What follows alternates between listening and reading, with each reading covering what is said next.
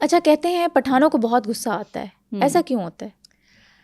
जो मजबूत लोग होते हैं ना और बहादुर लोग होते हैं, उन्होंने अपनी जिंदगियों में ना बड़ा कुछ बर्दाश्त किया होता है, उनकी बर्दाश्त उनका गुस्सा होता है। अच्छा। वो गुस्सा जब निकलता है, एक जो पठान कौम है ना, बहादुर कौम है, जफाकश कौम है, मेहनती कौम है, जिहादी कौम है। पठान को अगर गुस्सा आ गया ना, तो आप पठान के गुस्से से नहीं बच सकते। पठान का गुस्सा आपको जो है ना, वो फिर आसमानों पे ले जाएगा।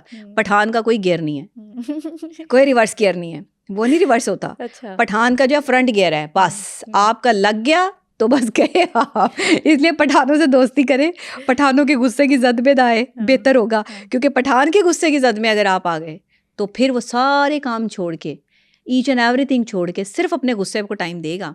पठान किसी से मोहब्बत कर ले तो भी आप यकीन करें सारे काम छोड़ के सिर्फ मोहब्बत को वक्त देगा। और अगर किसी से जो है वो नफरत कर ले, तो सारे काम छोड़ के अपनी नफरत को वक्त देगा। ये है पठान। क्योंकि मैं भी पठान कौम से हूँ, आप भी पठान कौम से हैं, तो हम पठान हैं, तो हमें इस वजह से पठानों का बहुत अच्छे तरीके से अंदाजा है। पठान खवातीन भी बड़ा गुस्सा करती हैं, आपको पता है?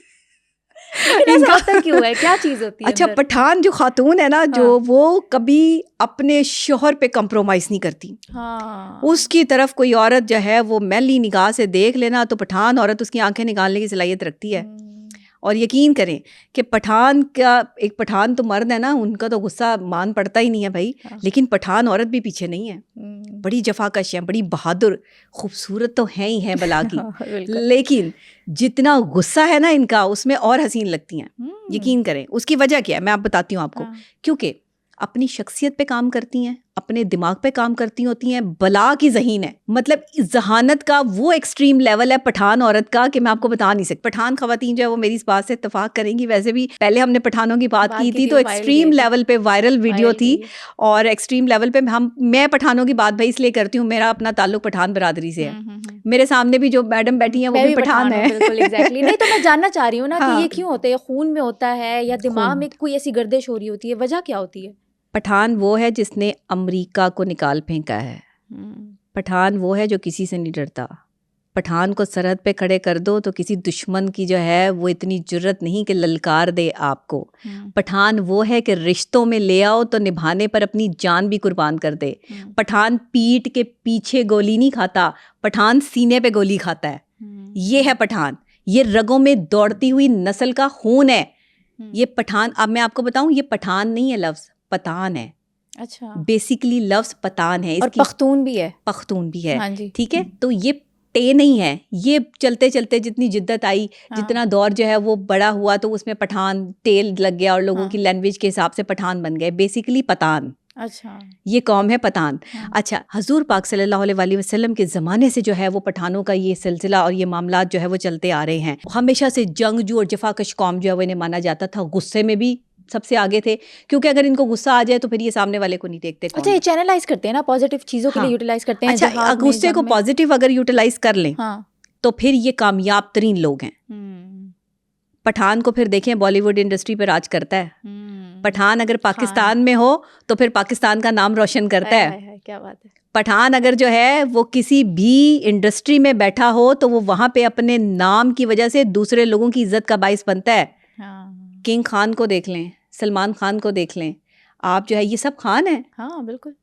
फिर आप पाकिस्तान में नबीहा खान को भी देख सकते हैं। हमारे सामने बैठे हैं। हाँ बिल्कुल। इमरान खान भी हैं। इमरान खान भी हैं। अच्छा, क्रिकेटर्स आफरीदी को देख लें। आफरीदी, बिल्कुल उसको देख लें कि वो पुराने आफरीदी भी और नए आफरीदी भी कि जो है वो अब खेल रहे हैं। तो पठान जब मैदान में उतरता है तो फिर चौके छक्के तो लगते हैं, छक्के ही लगते हैं। तो फिर ये है पठान। तो आप पठान को इग्नोर नहीं कर सकते। बाकी सारी जातें भी मेरे लिए काबिल एहतराम है और सब लोग जो है वो अपनी अपनी जगह पे बड़े बहादुर हैं। हम क्योंकि पठान की बात करें, गुस्से की बात करें, क्योंकि पठान कौम में गुस्सा ज्यादा होता है। ये चीज होती है। अच्छा, पठान अपने गुस्से को कैसे कंट्रोल कर सकता है? एंगर मैनेजमेंट थेरेपी से।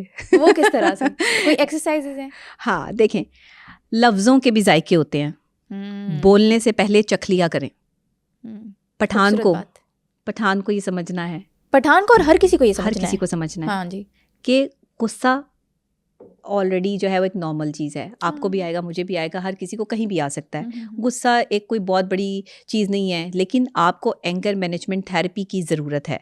जो भी शख्स ज़्यादा एग्रेसिव है, ज़्यादा गुस्सा करता है, देखिए ज़्यादा खाना खा लें तो पेट ख़राब हो जाता है ना, ज़्यादा जो है वो अगर तालीम हासिल कर लें तो दिमाग ख़राब हो जाता है ज़्यादा जो है वो कोई भी चीज़ आपको जो है वो इस्तेमाल में आए आपके, तो वो चीज़ ख़राब हो जाती है। इसीलिए मैनेजमेंट बैलेंस्ड। तो आपने क्या करना है, यहाँ पे भी आपने अपनी सेल्फ मैनेजमेंट और एग्रेसिव जो थेरेपी है एग्रेशन लेवल को कंट्रोल करने के लिए आपने जो है वो सेल्फ यहाँ पर जो है वो उसको डिफेंड करना है, अपनी एग्रेशन लेवल को कंट्रोल करना है। अगर आप नहीं करेंगे तो फिर गुस्सा बढ़ते बढ़ते जो है वो आपके लिए अपने लिए ही जहर बन जाएगा। और ऐसा जहर कातिल है गुस्सा कि आप इसको जो है ना वो अगर आ जाए तो बस ये फिर नस्लें बर्बाद हो जाती हैं।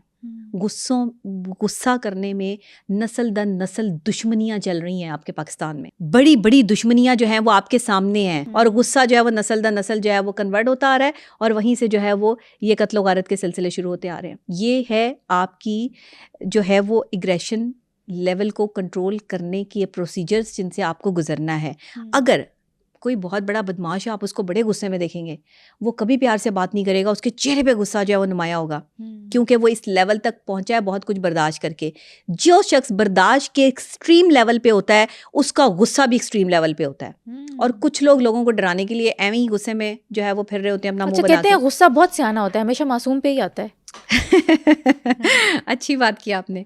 गुस्सा मासूम पे इसलिए आता है कि वो गुस्से को बर्दाश्त कर लेता है। गुस्सा किसी ताकतवर के सामने आए तो वो गुस्से का जवाब गुस्से में देता है, तलवार का जवाब तलवार से देता है, और अल्फाज का जवाब अल्फाज से देता है। लेकिन गुस्सा अगर किसी मासूम पे आ जाए तो वो गुस्से को बर्दाश्त करता है, सब्र से इस्तकामत से काम लेता है, और फिर सामने वाला जो है वो मज़ीद उस पर जो है वो हावी हो जाता है। तो इसलिए मैं कहती हूँ कि अगर गुस्सा आपको आता भी है तो आप, दूसरा बंदा आप पे गुस्सा कर रहा है तो कम से कम उसे इतना जवाब ज़रूर दें कि सामने वाले को ये ना लगे कि आप बहुत ही मासूम हैं और आपके ऊपर जो है वो चढ़ाई जिस तरह मर्जी कर दो, कोई प्रॉब्लम नहीं है।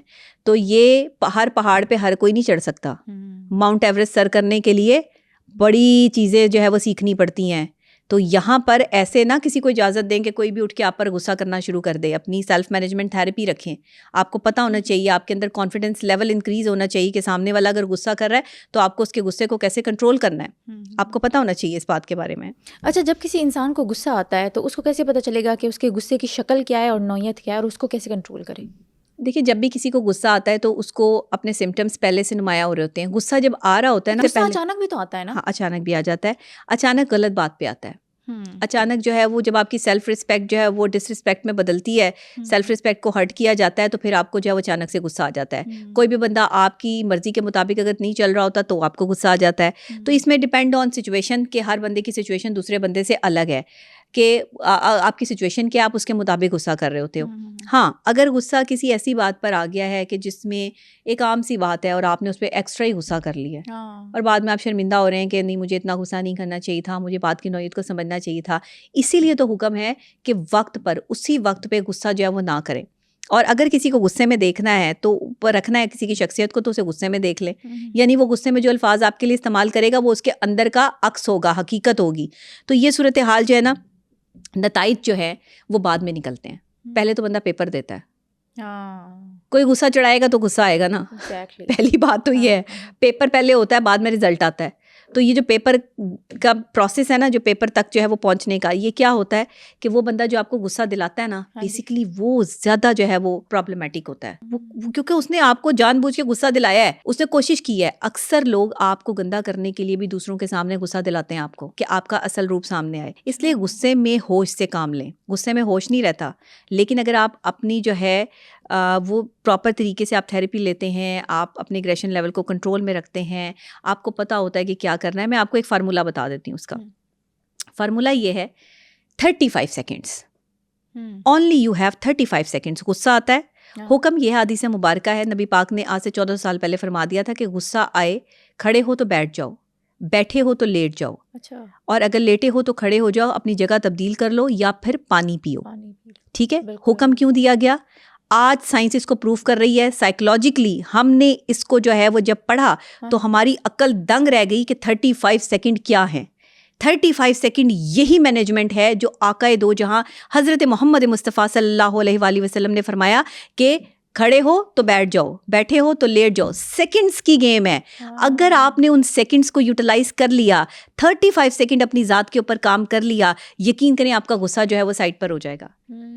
क्यों कहा कि अपनी जगह तब्दील कर लो, या फिर अगर पानी का गिलास पास है तो पानी पी लो, क्योंकि पानी हर आग को ठंडा कर देता है। गुस्सा आग है। आपके अंदर की वो फ्रस्ट्रेशन और वो डिप्रेशन है जो गलत अल्फाज की सूरत में आपके चेहरे और आपकी ज़ुबान से निकलता है। ज़ुबान गंदी हो जाती है, चेहरे के एक्सप्रेशन तब्दील हो जाते हैं, मोहब्बत नफ़रत में तब्दील हो जाती है। ये गुस्सा है। ऐसा गुस्सा काबिले कबूल नहीं होता। तो आपने 35 सेकंड्स यानी सेल्फ मैनेजमेंट थेरेपी करनी है। ये आपकी एग्रेशन को कंट्रोल करने की थेरेपी है। 35 सेकंड्स में आपने अपने जहन को ये मैसेज कन्वे करना है कि जिस बात पे मुझे गुस्सा आ रहा है, इस बात को मैं थोड़ी देर बाद भी कर सकता हूँ, और हो सकता है थोड़ी देर बाद ये बात मुझे अच्छे और पॉजिटिव अंदाज से समझ आ जाए। ज़रूरी नहीं होता कि सामने वाला हर वक्त गलत हो और आप उस पर सही गुस्सा कर रहे हो भी सकता है कि आप सुनी सुनाई बात पर जो है वो फोकस हो आपका, या किसी ने आपको गलत इन्फॉर्मेशन फराहम की हो जिसकी वजह से आपने दूसरे बंदे पर गुस्सा किया, और फिर बाद में जब तक एहसास होगा तब तक वक्त गुजर चुका होगा। तो ये 35 सेकंड्स अगर आपने अपने गुस्से को कंट्रोल कर लिया, बैठे हैं तो लेट गए, लेटे हैं तो खड़े हो गए, जगह तब्दील कर ली या कोई भी काम कर लिया, अच्छा इतना तो कर लिया। लेकिन साइकोलॉजी कहती है कि उस वक्त अपने दिमाग को मैसेज कन्वे करना है। वो 35 सेकंड में आपने दिमाग को ये मैसेज कन्वे करना है कि मैं इस गुस्से पर बाद में भी बात कर सकता हूँ, या मैं इस गुस्से को बाद में इसके पॉजिटिव और नेगेटिव एस्पेक्ट्स देखकर भी बात कर सकता हूँ। ये आपने मैसेज अपने माइंड को कन्वे कर दिया कि अभी मुझे नहीं करना गुस्सा, मुझे कुछ वक्त चाहिए गुस्से को देखने के लिए, परखने के लिए कि क्या मैं सही गुस्से के लेवल पर हूँ या गलत। अच्छा, ये बड़ा मुश्किल काम है। ये लोगों को देखते हुए मजाक लग रहा होगा, या लोग कह रहे होंगे ये कैसे मुमकिन है। मुमकिन सब कुछ है अगर आप करना चाहें। ना करना चाहें तो कुछ भी मुमकिन नहीं है। तो आपने क्या करना है कि आपने अपने आप को तकलीफ में नहीं डालना। 35 सेकंड्स पे काम करो। Anger management therapy, 35 seconds in your life, most important thing. क्यों? क्योंकि आपने उस पर काम किया। 35 सेकंड गुस्से को कंट्रोल कर लिया तो गुस्सा कंट्रोल में आ गया। 35 सेकंड में अगर गुस्से को आपने और हवा दी तो गुस्सा मजीद बढ़ गया।